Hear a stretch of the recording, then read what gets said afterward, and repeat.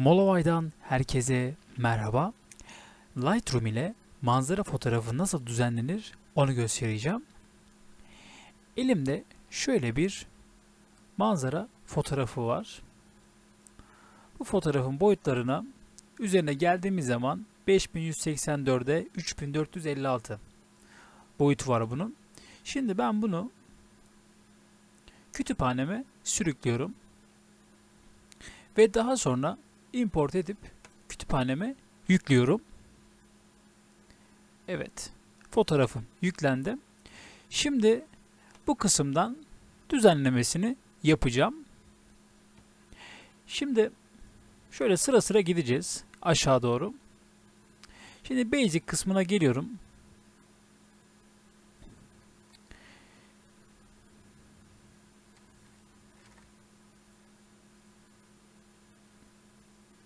Şöyle fazla vermeyeceğiz. Hafif böyle.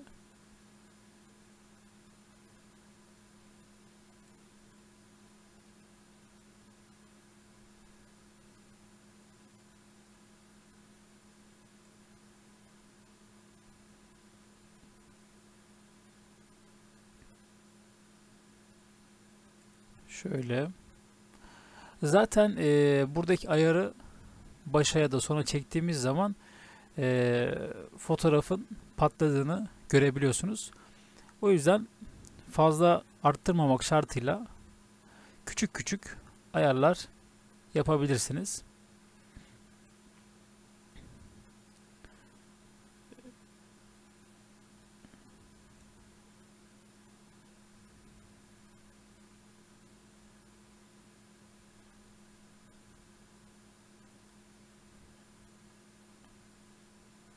Böyle daha iyi.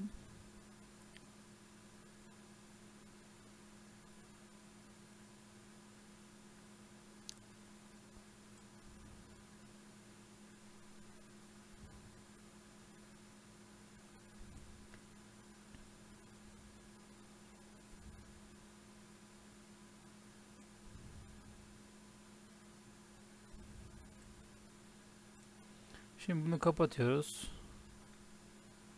Şöyle. Şuna geliyoruz. Buradan şöyle -11 yapalım.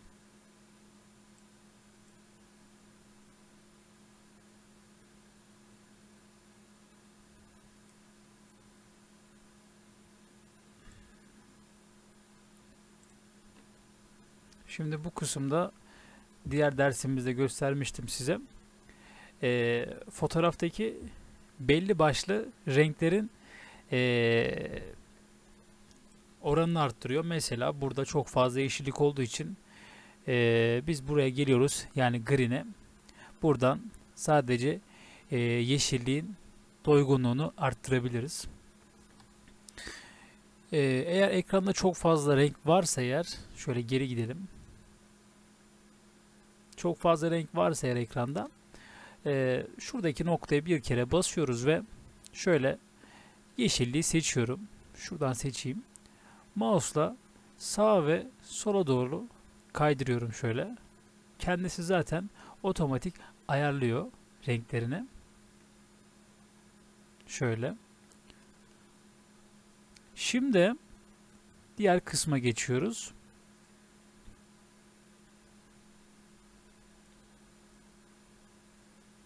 Şöyle fazla oynamayacağız.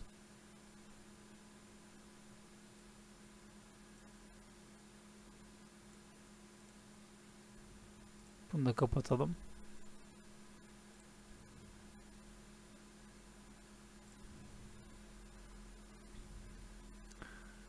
Şimdi zaten şurada bazen ön izlemesini bize gösteriyor.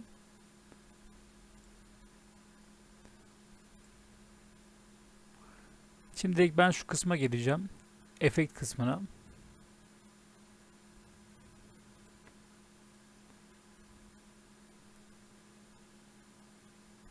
Şöyle gayet iyi.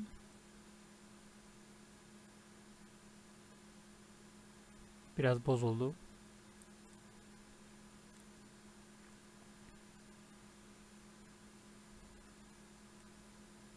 Şu an yüklüyor.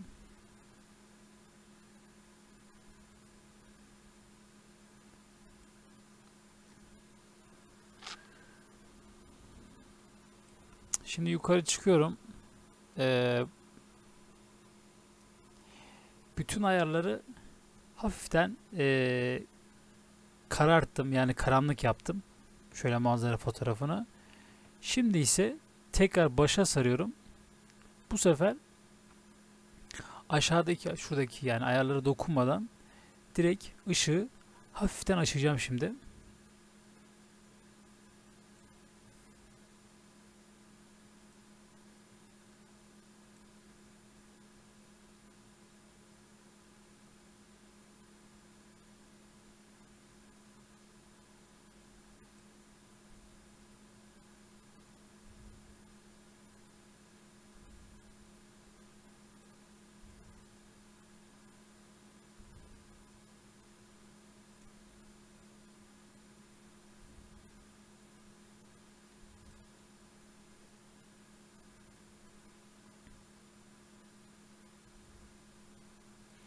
Zaten buradaki en önemli ayar beyaz ve siyah ayarı.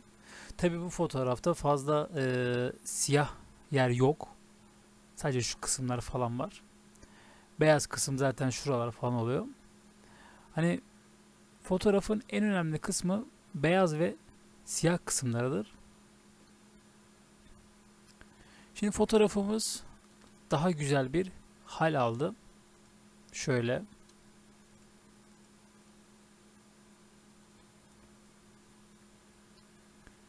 Gördüğünüz gibi işlemimiz bu kadardı. Şuradan da kırpalım isterseniz.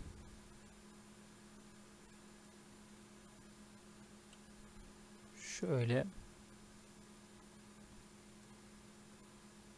uygula diyoruz ve gördüğünüz gibi fotoğrafımızı kırptık. Gayet güzel bir manzara fotoğrafı ortaya çıktı. Evet. Umarım videoyu beğenmişsinizdir. Kendinize iyi bakın. Hoşça kalın.